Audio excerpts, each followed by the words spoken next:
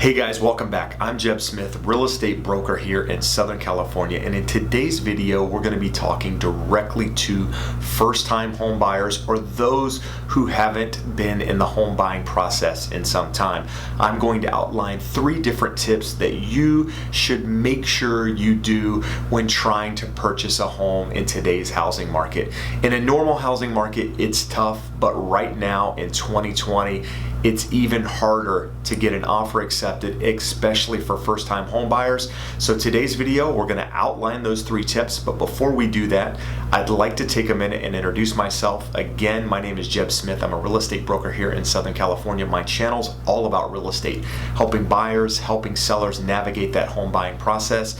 So if you wanna stay updated on all things real estate related, do me a favor and hit that subscribe button. And if you like the content, give me a thumbs up. And as always, if you have questions about the material that I'm covering in the video, do me a favor and comment below. I always go back and address those and find the answers for you if I don't have them myself. So today's video, we're going to outline those 3 tips. Like I mentioned, I feel like they're in order of their importance. While number 1 is going to be probably the most important, number 3 is right up there with it. So we're going to outline them. We're going to start with number 1, which is getting pre-approved. Now, I know you've heard this in the past, but when I say getting pre-approved, I'm not talking a pre-qual over the phone with your bank where they outline, certain details of going over your credit, where you discuss your income. I'm talking a pre-approval in the sense where they run your credit, you provide them with W-2s, pay stubs, tax returns, whatever it is to verify your income for the previous 2 years, also providing asset documentation. And the reason I say this is I can't tell you how often I speak to a buyer who is buying a home for the first time and they tell me they've been pre-approved, they have the letter to show it, and it's from a big bank.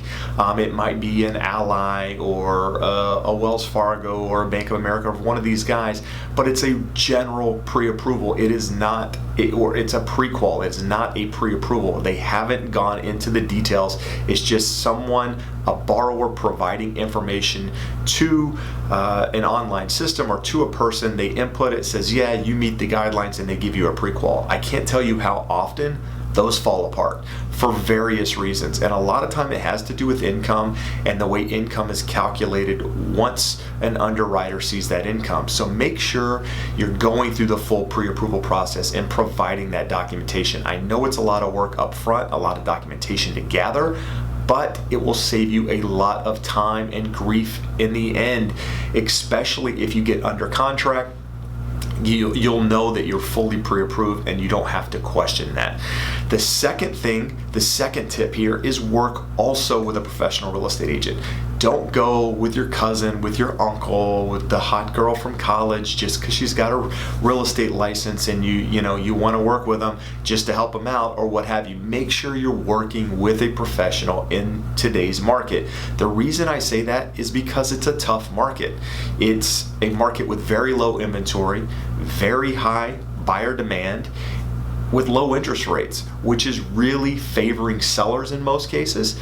So if you're a buyer, a lot of times you're putting in multiple offers. You're having to be strategic in how you write your offer to make sure that it gets accepted or at least gets looked at so that you can get a counter offer. Working with a professional, they're going to be able to not only help you determine where you should write that offer or give you an idea of where you should write that offer based on comparables.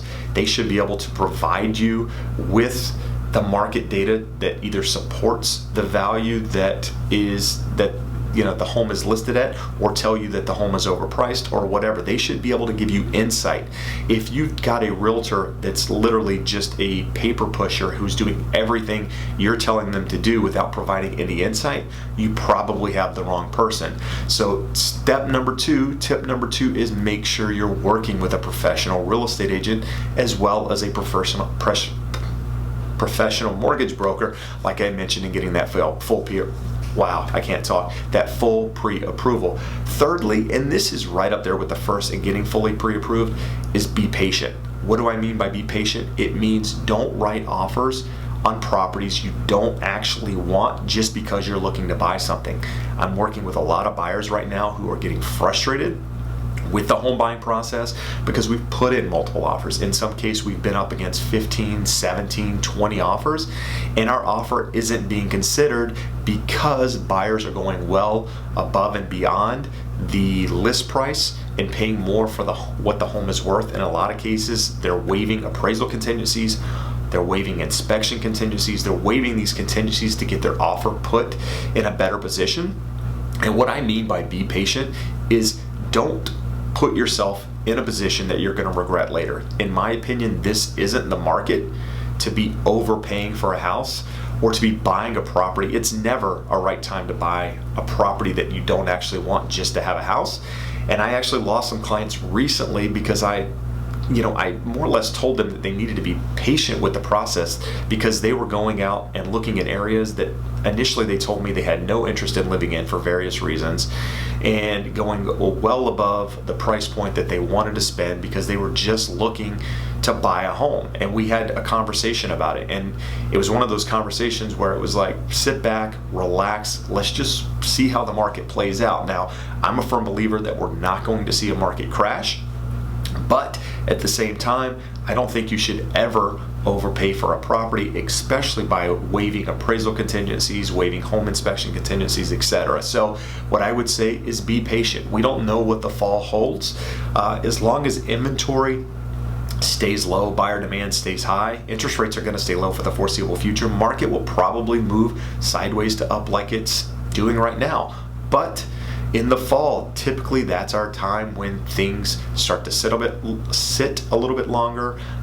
They don't sell as quickly. Days on the market rises. So, I don't know if if that's going to happen this fall, but if it does, that could be an opportunity to get into the market versus competing with everyone right now, overpaying, and maybe putting yourself in a position where you financially either can't afford it or you're buying something that you really don't want just to get into the market. So those are my 3 tips, and those are what I'm telling every single buyer right now when discussing the home buying process. But as I've mentioned before, do me a favor, if you have questions, you have comments, leave them below. I definitely go back and address them.